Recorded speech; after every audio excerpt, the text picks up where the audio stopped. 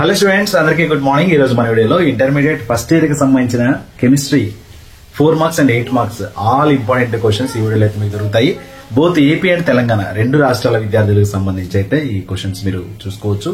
And as it is దీన్ని prepare అవ్వండి. 2025 IP రాసేటువంటి విద్యార్థులకు మాత్రం ఇందులో నుంచే క్వశ్చన్స్ వస్తాయి, అది మాత్రం గ్యారంటీ. ఓకేనా? ఆల్రెడీ ఫిజిక్స్ చేసాము ఫస్ట్ ఇయర్, సెకండ్ ఇయర్.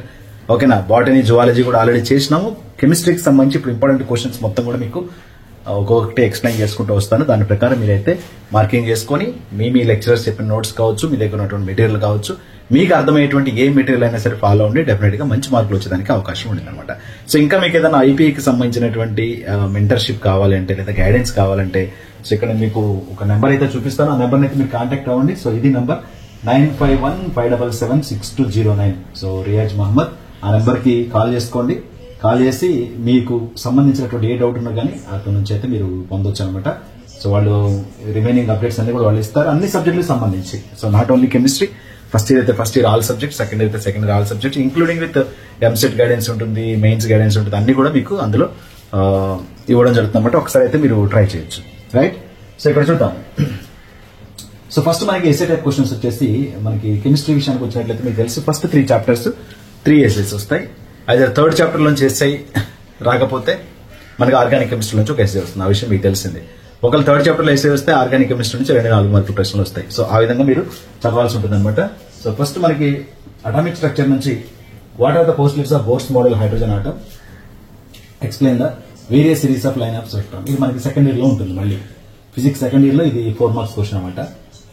ఇది ఫస్ట్ ఇయర్ కి 8 marks question. And how are the quantum numbers NLM arrived at explaining the significance of these quantum numbers.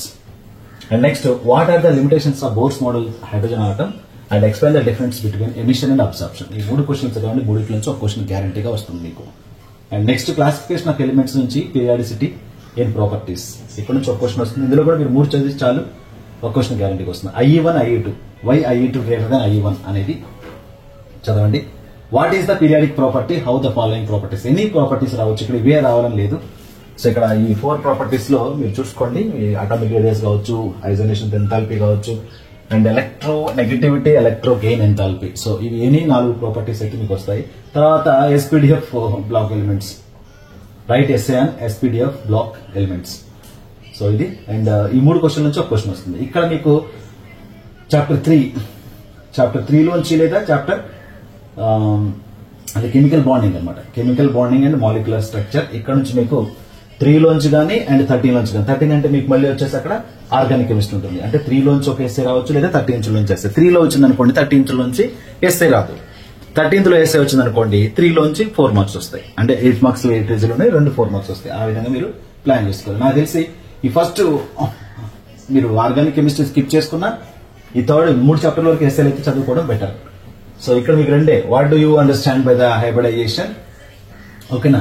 Hybridisation types of hybridisation ఉంటుంది. And అలాగే molecular orbital energy diagram N2 కి O2 కి calculate the respective and order, right the. ఈ 2 చదువుకుంటే మీకు ఒక question వస్తుంది.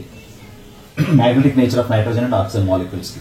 And chapter 13 ఇది ఆర్గానిక్ కెమిస్ట్రీ. ఆర్గానిక్ కెమిస్ట్రీలో మీరు ఒక 4 to 5 క్వశ్చన్స్ అయితే చదవాల్సి ఉంటుంది. ఈ 5 క్వశ్చన్స్ అయితే ఒక క్వశ్చన్ గ్యారంటీ వస్తుంది. ఇంకోటి ఏంటంటే ఇక్కడ మీకు అడ్వాంటేజ్, మీకు ఇక్కడ 4 మార్క్స్ చదివితే అంటే 8 మార్క్స్ చదివితే 4 మార్క్స్ కూడా చదివినట్లే అర్థమవుతుంది అనమాట. ఇది ఆర్గానిక్ కెమిస్ట్రీలో 4 మార్క్స్ కోసం కానీ 2 మార్క్స్ కోసం కానీ మీరు ఎక్స్ట్రాగా కొన్ని చదవాల్సిన అవసరం ఉండదు ఈ టాపిక్స్ అన్ని చదువుకుంటే. సో ఇక్కడ మీకు చూపించినట్లు ఆర్గానిక్ కెమిస్ట్రీకి సంబంధించి how do you get the benzene from acetylene, acetylene నుంచి బెంజిన్ ఎలా తీసుకుంటాము అని చెప్పేసి explain the and halogenation, alkalisation, acetylation, nitration and sulphonation of benzene. So ఈ రియాక్షన్స్ కూడా రాయాల్సి ఉంటుంది. How does acetylene react with the following reagents. ఈ ఎసిటిలిన్ యొక్క చర్యలు ఈ కింద ఉన్న వాటి ద్వారా ఎలాంటి చర్యలు ఉంటాయో రాయాల్సి ఉంటుంది. And describe 2 methods of preparation of the ethylene preparation ఉంటుంది, దాని యొక్క reactions, equations for the reactions of the water కావచ్చు, ఓజోన్ కావచ్చు, బ్రోమిన్ కావచ్చు, హైడ్రోజన్ హైలైడ్. సో ఇలా మీకు టెక్స్ట్ బుక్ లోనే ఉండేటువంటి క్వశ్చన్స్ అనమాట. Give 2 methods of preparation of the acetylene, how does it react with the water and ozone. And next question వచ్చేసి describe 2 methods of preparation of the ethane, give any 3 reactions of ethane. 3 reactions రాయాలి. Any 3 reactions రాస్తే మీకు మార్కులు అయితే వస్తాయి. 8 మార్కుల questions సంబంధించి. ఇక 4 మార్క్స్ క్వశ్చన్ కొద్ది చెప్పాను కదా. 8 మార్క్స్ విషయంలో మీరు 1 to 3 చాప్టర్స్ ఎగ్జాక్ట్ గా చదువుకున్నా సరే 3 క్వశ్చన్స్ రాయొచ్చు.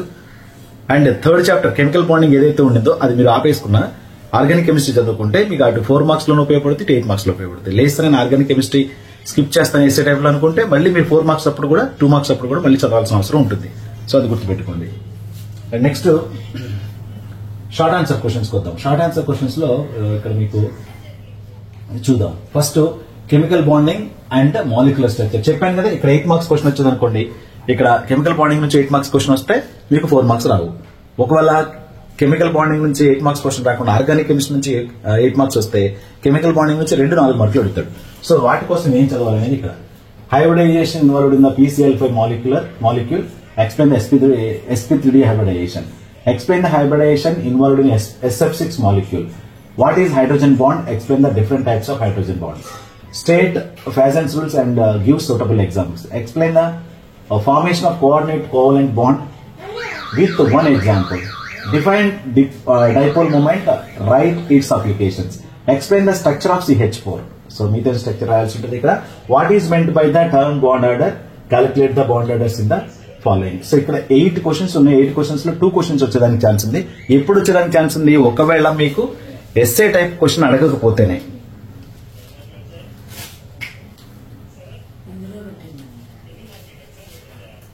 సో ఎస్ఏ టైప్ క్వశ్చన్ అడగకపోతేనే మీకు 4 మార్క్స్ 2 వస్తాయి. ఒక SA type question chemical bonding నుంచి అడిగాడు అనుకోండి, అప్పుడు మీకు 4 మార్క్స్ క్వశ్చన్స్ ఇందులోంచి రావు. మరి ఎలా సార్ మేము చదివి ఉండాలా, చదవద్దు అంటే చదువుకొని ఉండటం బెటర్ అనమాట. ఎస్ఏ చదవాలి యాజ్ వెల్ యాజ్ 4 మార్క్స్. అది ఎస్ఏ వచ్చిన 4 మార్క్స్ రాయాల్సిన అవసరం లేదు, అడగరు. 4 మార్క్స్ ఎక్కడి నుంచి ఆర్గానిక్ కెమిస్ట్రీ నుంచి అడుగుతారు. సో కాబట్టి 2 వైపులా చదవకుండా ఉండటం అనేది అది కొద్దిగా ఇబ్బందికరమైన పరిస్థితి అనమాట. చదువుకోవడం బెటర్ నా ఉద్దేశం ప్రకారం.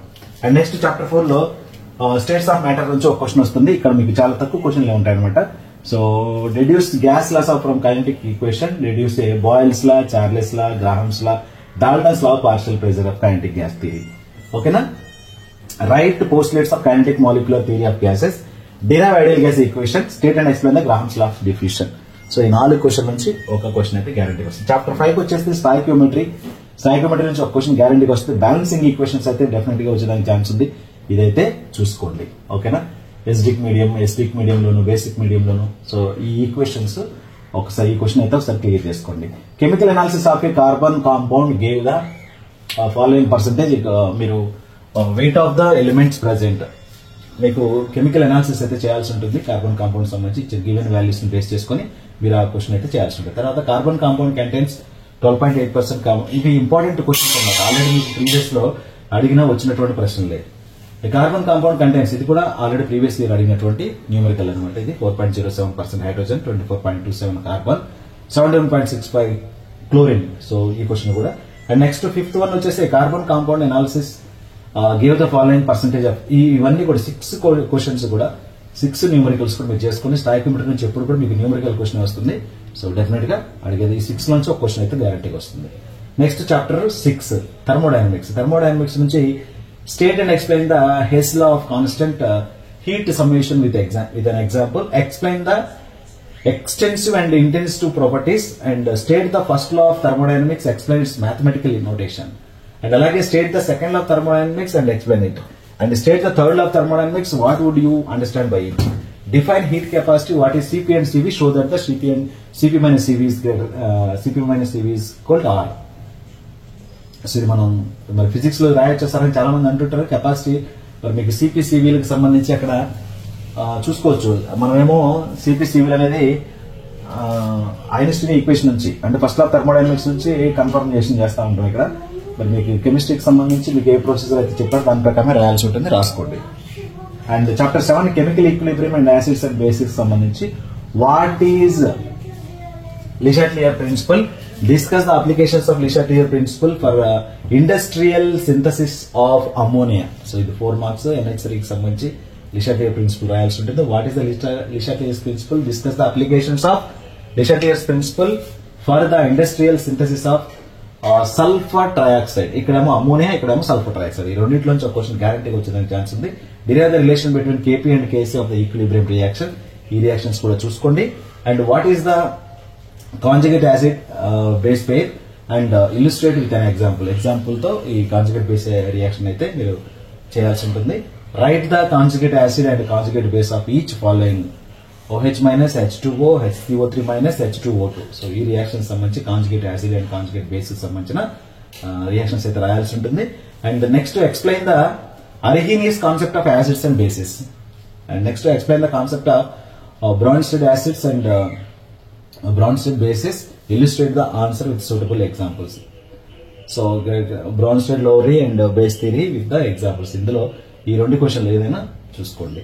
ఓకేనా. Explain the Lewis acid and basic theory with suitable example. So ఇవి క్వశ్చన్లు ఇక్కడ కూడా ఎక్కువ క్వశ్చన్లు ఉన్నాయి. చాప్టర్ 7 లో కెమికల్ ఈక్విలిబ్రియం నుంచి.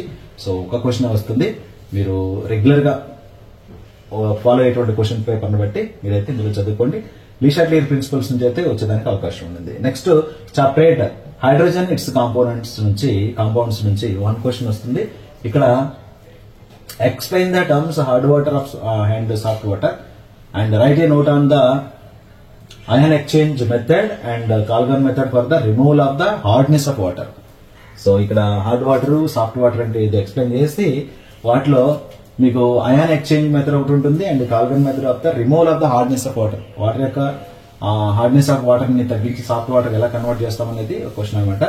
Right a few lines on the utility of hydrogen as fuel. Hydrogen ని ఫ్యూయల్ గా వాడుకున్నటకు దాని యొక్క ఇంపార్టెన్స్ ఏంటి ఫ్యూ లైన్స్ లో ఎక్స్ప్లెయిన్ చేయాల్సి ఉంటుంది. Right to oxidising and reducing properties of hydrogen peroxide H2O2 కు సంబంధించి and explain the following with suitable examples: electron deficient and electron precise. ఓకేనా. దాన్ని ఎలక్ట్రాన్ రిచ్ హైడ్రోజన్ హైడ్రైడ్స్ అంటాము. ఓకేనా. థర్డ్ ది అండ్ ABC ఈ మూడు కూడా దానిలో ఎక్స్ప్లెయిన్ చేయాల్సి ఉంటుంది. Name the isotopes of hydrogen. What is the ratio of masses of these isotopes. Right a note on the heavy water D2O గురించి ఒక నోట్ అయితే ఇవ్వాల్సి ఉంటుంది. 4 మార్క్స్ ఓరియంటెడ్. రైట్ నా. సో ఇక్కడ వరకు అయితే మీకు అండ్ చాప్టర్ 10 కి పీ బ్లాక్ ఎలిమెంట్స్ నుంచి ఓకేనా. ఇక్కడ 1 క్వశ్చన్ వస్తుంది లేదా 0. ఒక క్వశ్చన్ రావచ్చు లేదా రాకపోవచ్చు. Explain the structure of diborane. So ఇందులో దానికి అడిగేదానికి ఛాన్స్ ఉందన్నమాట. What is borax. Explain the beat test with suitable example and give 2 methods of preparation of diborane. So diborane structure diborane preparation and how does diborane react. Diborane యొక్క reactions. So diborane concept చదువుకుంటే మీకు 3 to 4 questions అందులో cover అవుతాయి అనమాట diborane కి సంబంధించి. ఓకేనా. So ఇక్కడ మీకు ఇక్కడ చూడండి ఏంటది పీ బ్లాక్ వస్తే ఎఫ్ బ్లాక్ రాదు. పీ బ్లాక్ వస్తే P block elements group 14, group 13 వస్తే గ్రూప్ 14 రాదు. ఇక్కడ వచ్చింది అనుకోండి గ్రూప్ 13 లో గ్రూప్ 14 నుంచి రాదు అలా అనమాట. ఓకేనా. So explain the difference in properties of diamond and graphite based on their structures. Why is diamond hard. ఓకేనా. According to their structure, you have to explain here. What do you understand by allotropy, interpair effect, and catenation? What are electron deficient compounds and BCl3 and electron deficient species explain? So, ఈ 3 క్వశ్చన్లు 3-4 క్వశ్చన్ల నుంచి ఒక question గ్యారంటీగా వస్తుంది. ఇందులో ఒకటి రాకపోతే మళ్ళీ మీకు ఇంకా ఆర్గానిక్ కెమిస్ట్రీ.